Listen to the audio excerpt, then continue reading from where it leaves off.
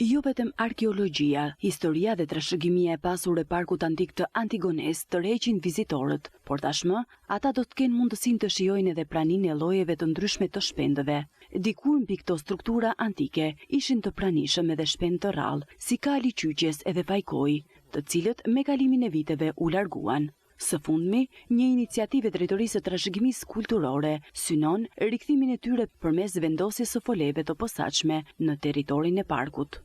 Te këto lisa që janë këtu rrotull, kemi vendosur disa fole zojsh të përmasave të ndryshme, të cilat shpresoj dhe uroj që të vinë, të shtohen, që t'i tregojmë edhe qytetit, edhe vendit, po edhe pse jo, kur të vinë vizitorët, t'i bëjnë një foto që parku jon e do faunën, e do dhe florën. Më i shpesh që shohim dhe ne është fajkoi,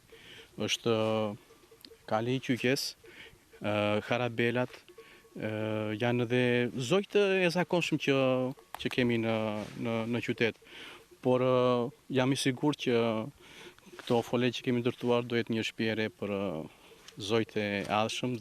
Sipas përgjegjësit të parkut, Thoma Basho, këto ndërhyrje kanë nisur të japin rezultatet e para, pasi disa shpend tashmë janë dalur dhe kanë filluar të përdorin folet e reja.